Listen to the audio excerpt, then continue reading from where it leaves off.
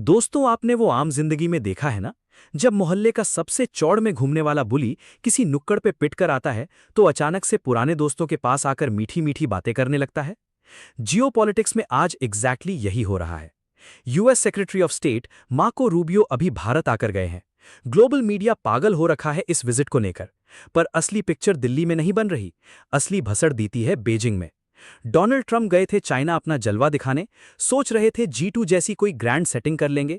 पर हुआ क्या? भारी पोपट, एक मैसिव डिप्लोमैटिक फेलियर। और अब अमेरिका को समझ आ गया है कि एशिया में उनकी नैया सिर्फ एक ही देश पार लगा सकता है, और वो है इंडिया। आइए इस पूरे खेल को डिकोड करते हैं आसान भाषा में। भाई, ट्रंप चाइना गए थे ये सोचकर कि बोइंग के 500-600 प्लेन बेच आएंगे। चाइना ने बोला, बॉस ये लो 250 का ऑर्डर और खुश रहो, क्योंकि चाइना अब खुद के डोमेस्टिक प्लेन और खुद के जीपीयूज बना रहा है जो अमेरिकन टेक को बराबर की टक्कर दे रहे हैं। ताइवान के मुद्दे पर ट्रंप एकदम बैकफुट पर थे।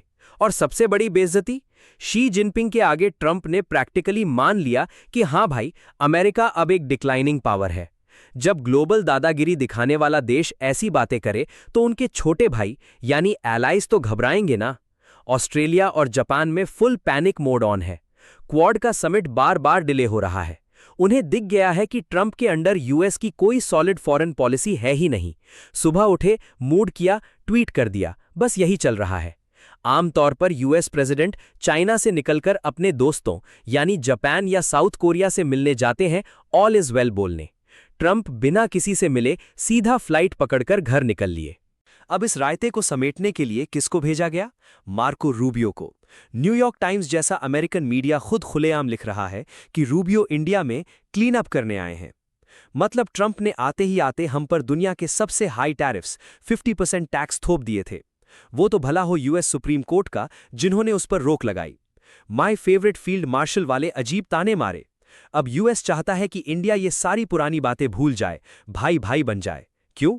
क्योंकि उन्हें हमारी जरूरत है एक नए ऑयल गेम में, और यहां एंट्री होती है वेनेजुएला की। ध्यान से सुनिए, ये सबसे मजेदार पार्ट है।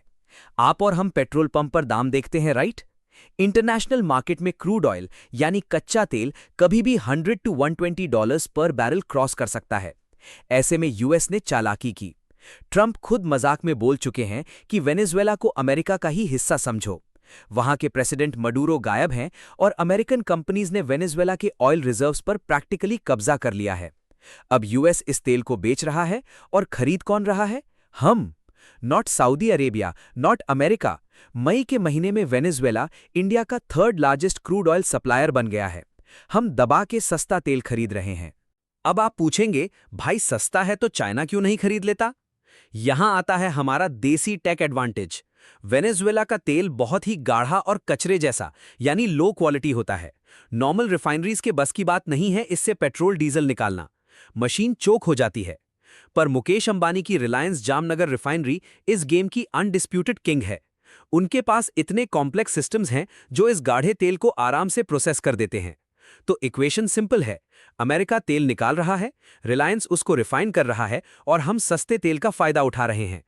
इसमें सबसे बड़ा नुकसान किसका हुआ? चाइना का। चाइना ने वेनेजुएला को $10-20 बिलियन का लोन दे रखा था। अब वो पैसा डूबा समझ लो। ऊपर से तेल का दाम अब अमेरिकन कंपनीज डिसाइड कर रही हैं। चाइना इस वक्त बहुत ज्यादा टेंशन में है। बाय डिफॉल्ट अमेरिका की इस स्ट्रैटेजी को हिट कराने के लिए इंडिया उनकी सबसे बड़ी मजबूरी बन गया है। बॉटम लाइन ये है कि अमेरिका के लिए इंडिया अचानक से मोस्ट वैल्यूएबल प्लेयर बन चुका है। अगर ट्रंप को अपने इस नए वेनेजुएला वाले गैम्बल में थोड़ा सा भी प्रॉफिट या रिटर्न निकालना है ना, तो उन्हें हमारी जरूरत पड़ेगी ही पड़ेगी। और मार्क माय वर्ड्स, अगर आने वाले टाइम में वेनेजुएला सच में इंडिया का सबसे बड़ा ऑयल सप्लायर बन जाता है तो वॉशिंगटन के कॉरिडोर्स में इंडिया का लेवरेज और इंपॉर्टेंस आसमान छू लेगी। लेकिन ट्रंप चचा का अपना अलग ही सिस्टम चलता है। वो कब क्या बोल दें किसी को नहीं पता।